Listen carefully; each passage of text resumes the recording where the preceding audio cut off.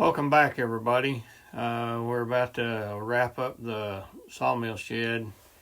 Here I'm ripping long ways 14.5 foot sheet metal to finish up the end of the roof. I'm doing this with nothing more than just a common utility knife. You have to put a lot of down pressure on the sheet metal with a low blade angle, and it has to be a very straight cut. I'm really only scoring the sheet metal. I'm not cutting through the sheet metal. I prefer to do it right against some kind of a bent place in the sheet metal so that it can force the knife to stay straight. Once you've got a good score line, then you bend the sheet metal away from the face that you cut it on. So if you cut it on the front, then you bend it back to back and force it to bend very sharply where you score it, and it'll just literally fall into two pieces.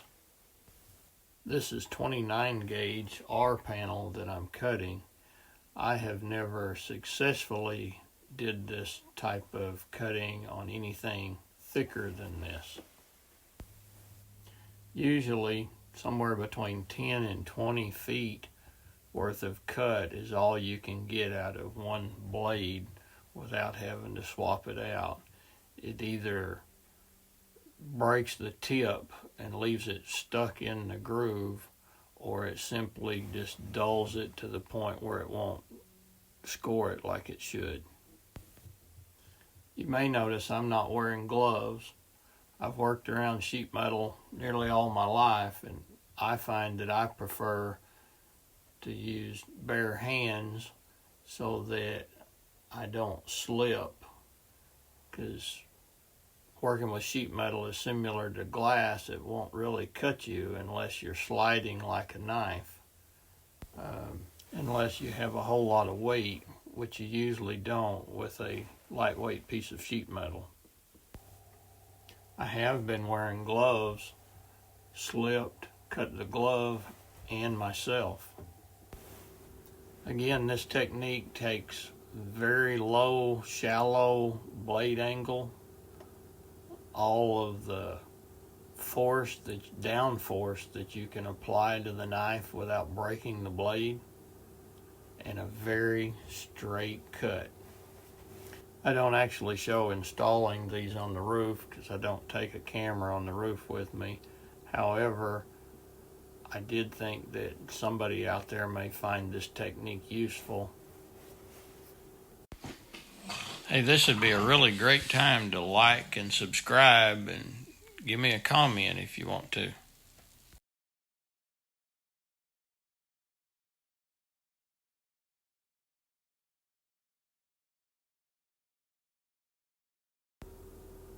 I spent about a week lathing, insulating, and putting the sheet metal on the exterior of the walls and the gable ends.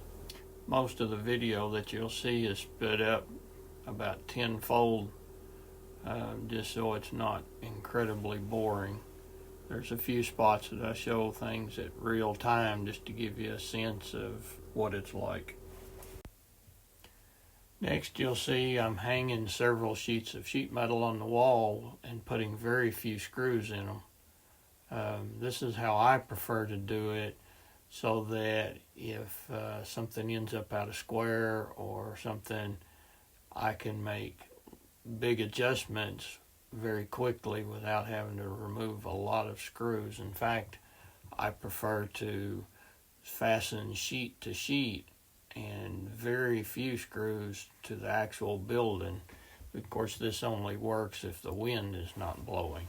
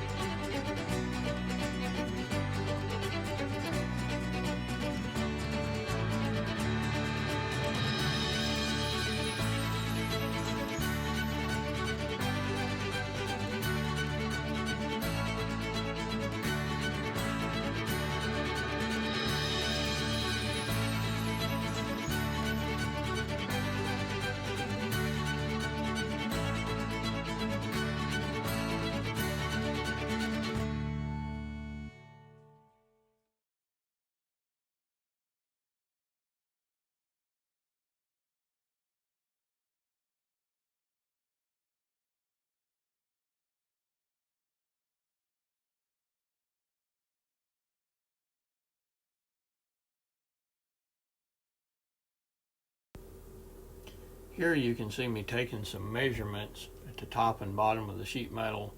I'm comparing that to the next wall on the building to see if my sheet metal is still square with the building now that I've made it from one corner to the next. It ended up a little bit out of square, so what you see then is me going back a couple of sheets, pulling screws, and adjusting the squareness of the sheet metal by compressing and extending the corrugations in the sheet metal. The next thing I'm doing is bending a sheet of metal at the point where it'll wrap around the corner. This particular corner of the building is the southwest corner where we get all of our blowing rain from.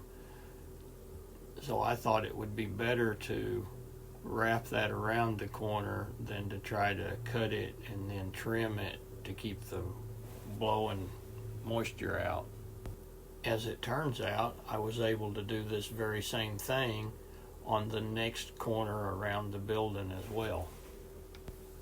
Once I'm satisfied with how the sheet metal's laying on the entire wall, I can go back and using a tape measure locate all of my lathing at the screw locations at the edges of the sheets, put those in, and then come back and fill in between.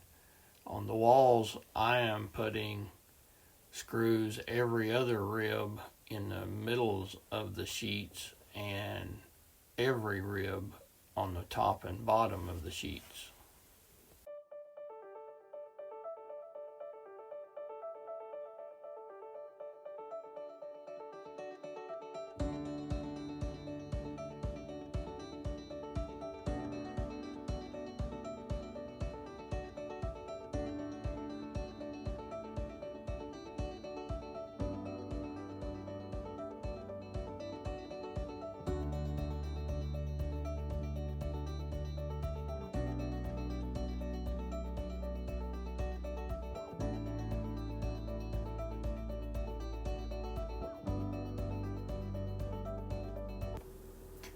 The dirt bank on this side of the building prevents you from being able to set a ladder up correctly to get to the point where you can put this fascia board on for the length of the building.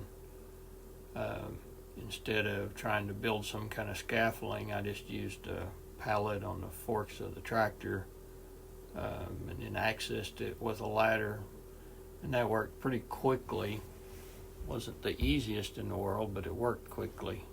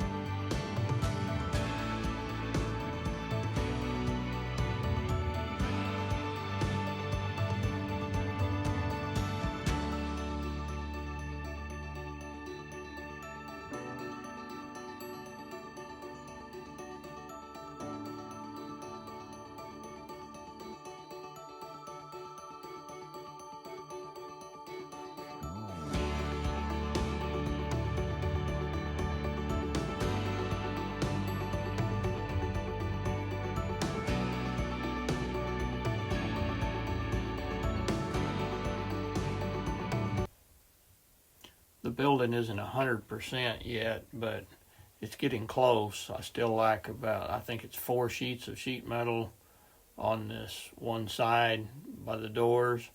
I also like some cedar trim, some through bolts on the braces, and a few more braces on the building altogether. Once I get that done, I'll probably come back and revisit the building one more time and discuss my total cost on the building.